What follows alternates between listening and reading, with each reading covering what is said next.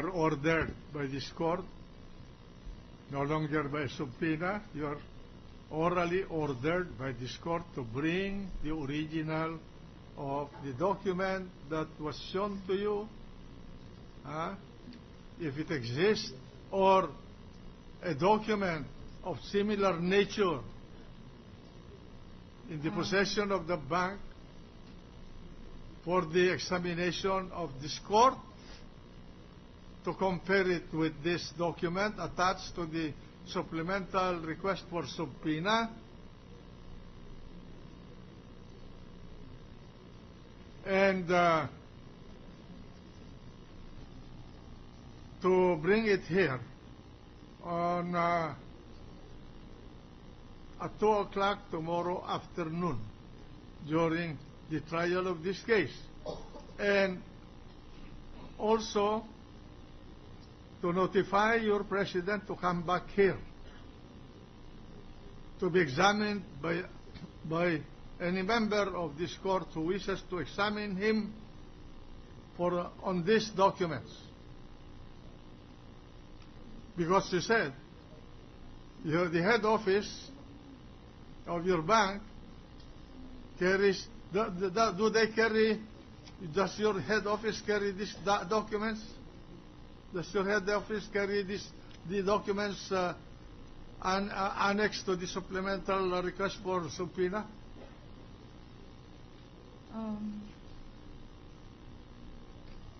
This document, Your Honor. Madam Witness. All documents pertaining to this account are in the head office, sir. When? As a matter of practice, from the time it was opened, copies of these documents are sent to the head office? Especially because of the... No, I'm asking you a direct question. I expect you to answer it.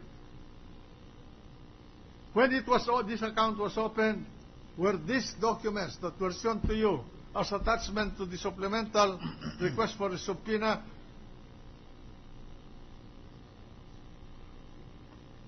given to the head office? Or they were already only asked later on?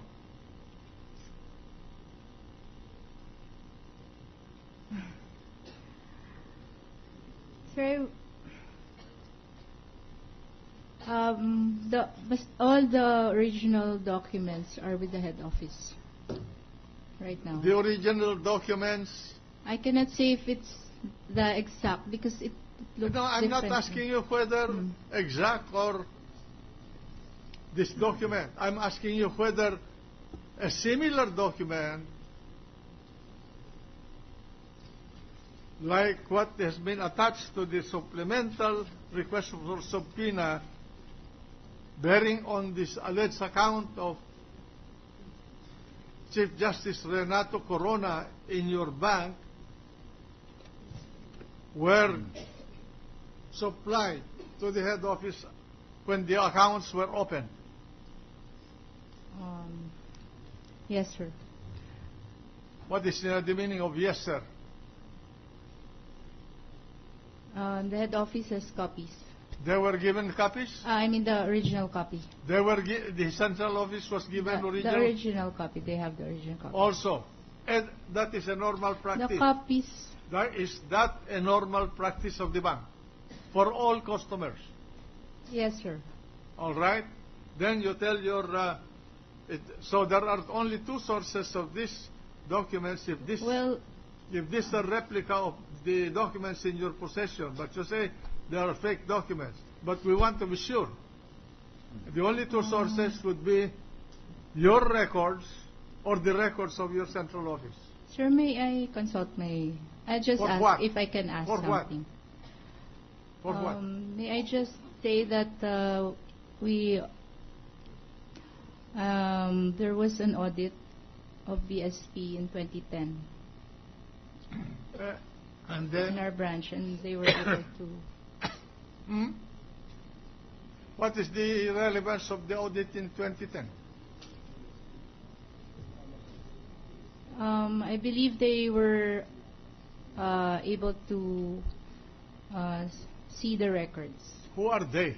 The BSP, sir. As required by the AMLA, the PSP? Bangko Central, sir.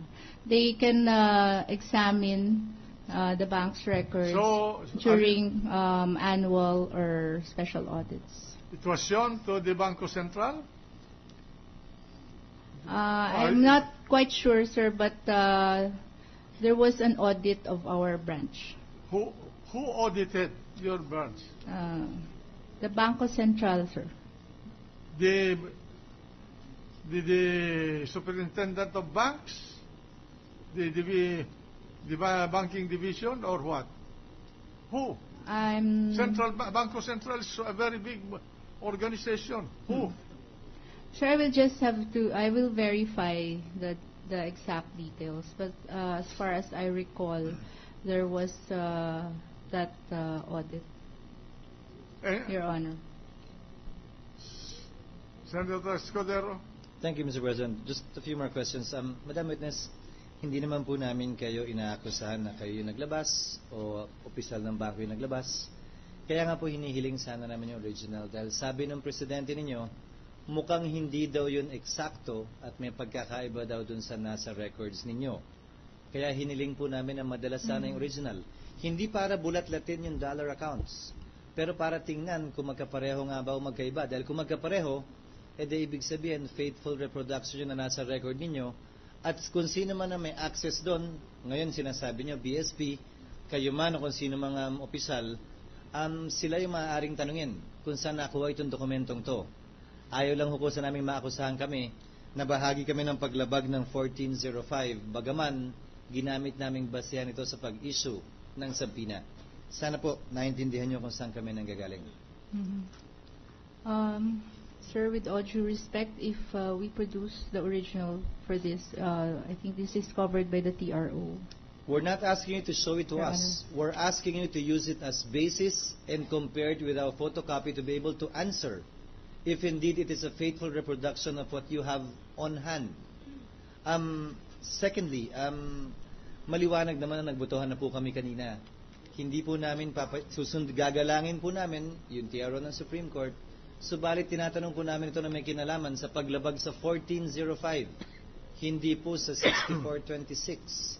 Ito po may kinalaman, bakit may dokumentong kumakalat at hindi po namin pwedeng panghawakan lamang ang salita ninyong hindi galing sa inyo. Dahil kung eksakto po yun, din ang galing po doon, ang tanong na lamang ay sino. Sir, may I consult with my counsel? Go ahead.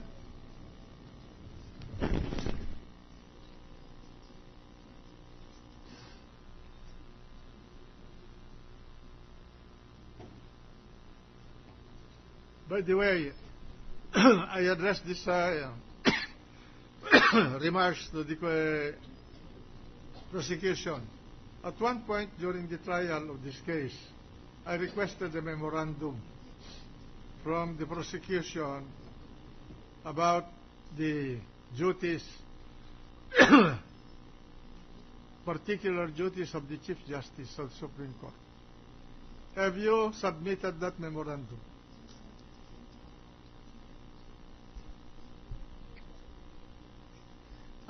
Your Honor, we submitted at 3 o'clock this afternoon. All right. I will find out from the clerk of court that they have received it. Thank you. My last question, Mr. President, may we get a response from the witness? Your Honor, the document that you showed me, based on Annex A, seems to have information on dollar accounts that would, if ever presented, would be in violation of the FCDU law. We're not asking you to present it and it won't be presented as evidence. Sige po, pasimplihin ho natin. Ikumpara niyo ho pag uwi niyo, mamaya o bukas, sa original na nasa file ninyo, yung nasa annex. At sabihin niyo po sa amin bukas, yan ba ay may pagkakaiba dun sa record ninyo o wala? Huwag niyo na hondarin yung dokumento dito. Yes, sir. Pwede po yan?